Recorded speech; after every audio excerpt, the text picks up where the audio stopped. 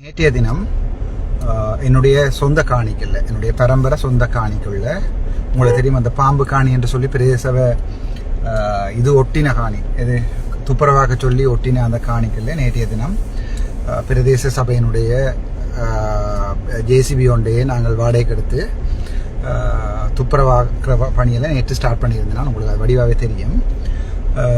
அது நேரம் என்னென்றால் அந்த காணி தொடர்பான கணக்கு 2023ஆம் ஆண்டு அந்த காணிக்குள்ள அத்துமீறி பனைகளை களவாடின தொடர்பாகவும் அதே நேரத்தில் இருக்கிற எல்லைகளை எல்லாத்தையும் உடைச்சது தொடர்பாகவும் வழக்கு வந்து ஒரு சம்பந்தப்பட்ட நபருக்கு எதிராக போடப்பட்டிருக்கிறது.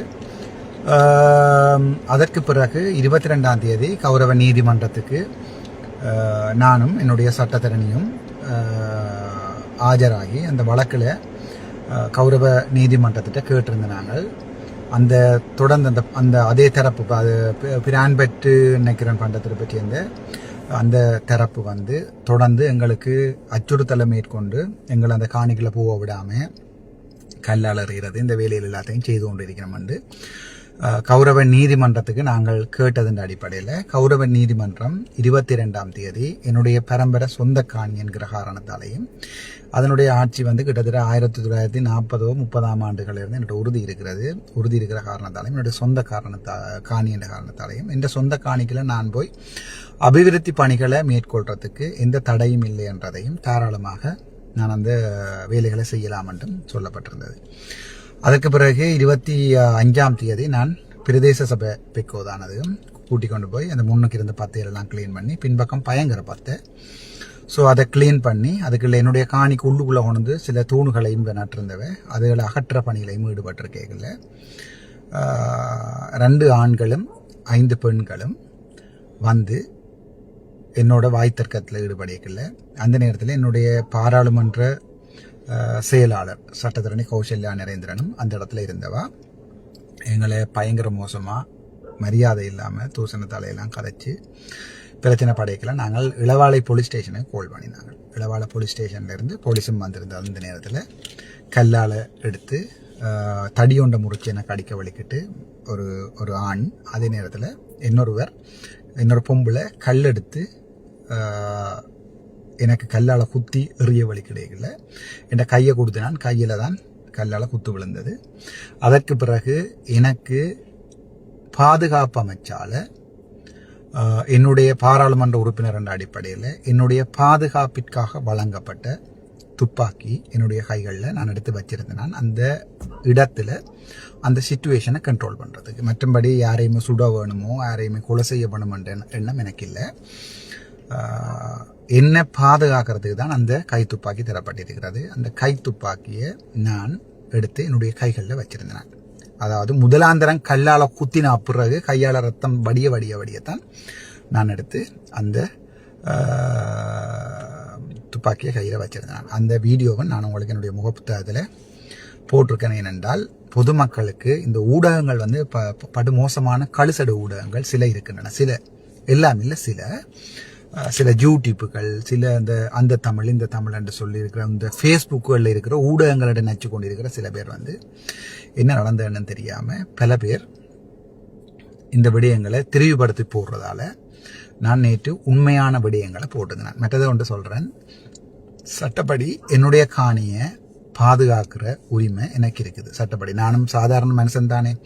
ஸோ என்னுடைய காணி, என்னுடைய பரம்பரை காணி, அது 2013ஆம் ஆண்டு 2015ஆம் ஆண்டு அம்மா செத்தவா, 2013ஆம் ஆண்டு அம்மா எனக்கு எழுதி தந்த காணி, 1970 சொச்சமாம் ஆண்டுகளில் அம்மா எழுதின காணி, கல்யாணம் கட்டின நேரத்தில் சீதனமாக எழுதின காணி, 1940 சொச்சங்களில் அம்மம்மாவுக்கு வந்து ஒரு ஐயர் வித்த காணி. இந்த உறுதிகள் சகலதும் எங்கள்கிட்ட இருக்கிறது. அது பிரதேச சபையிலையும் இருக்கு நினைக்கிறோம். அந்த உறுதிகள் நாங்கள் அந்த இது என்ன பிரதேச சபை வரி எடுக்கைகள் அது கொடுத்துருப்போம். அது பிரதேச சபையிலையும் இருக்குது. பிரதேச சபைக்காரருக்கும் அது தெரியும் ஏற்ற காணி என்று ஊரில் இருக்கிற முழு பேருக்கும் தெரியும்.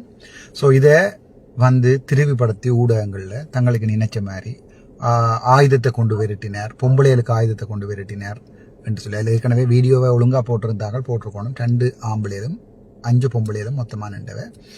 இன்றைய தினம் அந்த சம்பந்தப்பட்ட தரப்பை போலீஸார் அரெஸ்ட் பண்ணி மல்லாகம் நீதவான் நீதிமன்றத்தில் முற்படுத்தின நேரத்தில் சம்பந்தப்பட்ட தரப்பை 20 நினைக்கிறேன் டேட் ஞாபகம் இல்லை, ஒரு குறிப்பிட்ட திகதி வரைக்கும் விளக்கமறியலில் வைக்கப்பட்டிருக்கு, சிறையில் விளக்கமறியலில் வைக்கப்பட்டிருக்கிறது.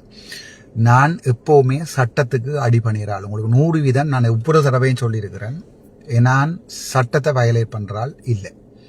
ஸோ இந்த காணியை துப்புரவாக்குன்ட்டு சொல்லி பிரதேச சபையெல்லாம் கத்தி குளறைகளில் நான் தெளிவாக சொல்லியிருந்தேன், இல்லை நான் அதை துப்புரவாக்க மாட்டேன், நீதவான் நீதிமன்றத்தினுடைய அனுமதி எடுத்துக்கொண்டு மட்டும்தான் நான் காணிக்குள்ள போகணும்னு சொல்லியிருந்தேன். மற்றபடி ஏனென்றால் எனக்கு தெரியும் அதில் போய் துப்புரவாக்க வழி கிடையாது, வந்து காருக்கு கல்லால் எறிகிறது, அடிக்கிறது, உடைக்கிறது, இந்த விளையாட்டெல்லாம் நடக்கும்.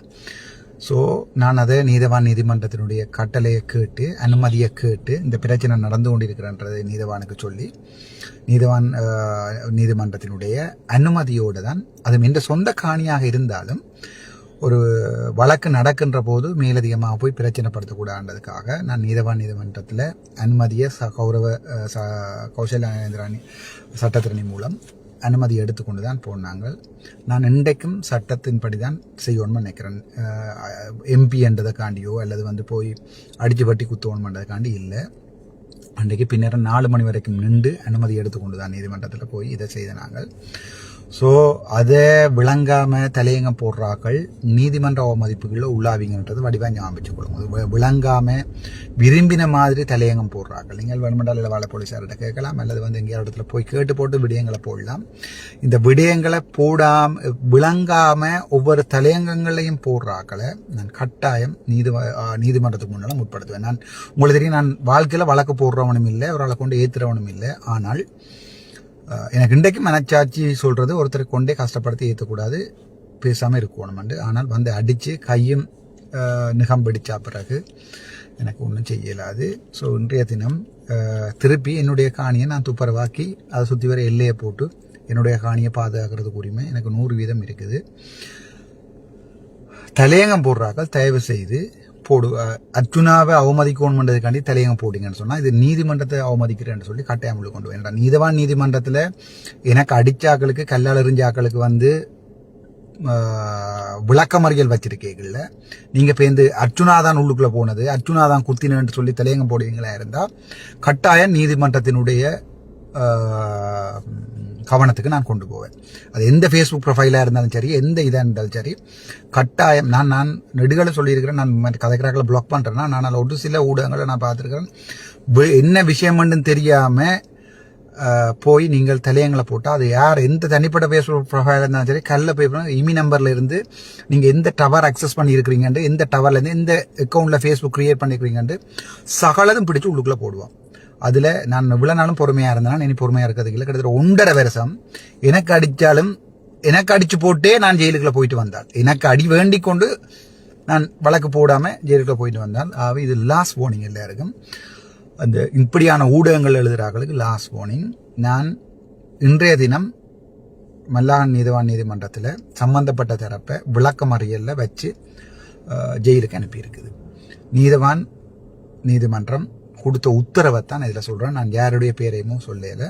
ஸோ விஷயம் விளங்காமல் என்ன நடந்தேன்னு தெரியாமல் சும்மா உம்மண்ட பாட்டில் இந்த ஜேசட் தமிழ், அந்த தமிழ், இந்த தமிழ்னா எனக்கு ஆக்களை தெரியும் 100%. ஸோ கட்டாயம் தெல்லிப்பளையில் இருக்கிற அந்த ஆன்லைன் இன்வெஸ்டிகேஷன் டிபார்ட்மெண்ட்டில் உங்களோட ப்ரொஃபைலோட கட்டாயம் போடுவேன். இந்த வழக்கோட கொண்டே கட்டாயம் உங்களை ஜாயின் பண்ணுவேன். விஷயம் விளங்காமல் கதைக்கக்கூடாது. 2வது, பாராளுமன்றத்தில் எனக்கு தரப்பட்ட கைத்துப்பாக்கியினுடைய லைசன்ஸும் நான் இளவாள போலீஸார்கிட்ட கொடுத்துருக்கிறேன். நான் யாரையும் சுடவும் இல்லை, அதுக்குள்ள ரவுண்ட்ஸ் இருக்கவும் இல்லை, யாரையும் சுடவும் இல்லை. அதையும் நான் இளவாள போலீஸ்கார்கிட்ட காட்டி எனக்கு 11ஆம் மாதம் 2026ஆம் ஆண்டு 11ஆம் தேதிக்கும் 1 வருடத்துக்கு எனக்கு லைசன்ஸும் இருக்குது. என்ற உயிரை பாதுகாக்கிறதுக்கு அது தரப்பட்டிருக்கிறேன்றதையும் சொல்லி உங்களுக்கு இந்த வீடியோ போட்டு வைக்கிறேன். இந்த பாம்பு காணி பல தடவை உங்களுக்கு நான் எத்தனையோ தரம் நீங்கள் பார்த்துருப்பீங்கன்னு நினைக்கிறேன். நான் பொறுமையாக வீடியோ போட்டுட்டு பேசாமல் விட்டு ஆனால் இதில் எந்தெந்த கட்சி நிற்கிறன்றதும் எனக்கு நல்லாவே தெரியும். எந்தெந்த கட்சிக்கார இதில் குளறினம் பண்ணுறோம் எனக்கு நல்லாவே தெரியும். ஆகவே நீங்கள் போடுற ஏற்கனவே 4 பேர் தூசண தலைபேசி மல்லாம் கோர்ஸில் வழக்கு போட்டிருக்கேன். ஸோ லாஸ்ட் வார்னிங், நீதிமன்றத்தை அவமதிக்கிற வேலையை செய்ய வேண்டாம் உங்களுடைய சில்லறத்தனமான ஃபேஸ்புக் லைக்குகளுக்கு. நன்றி, வணக்கம். டாக்டர் அர்ஜுனா.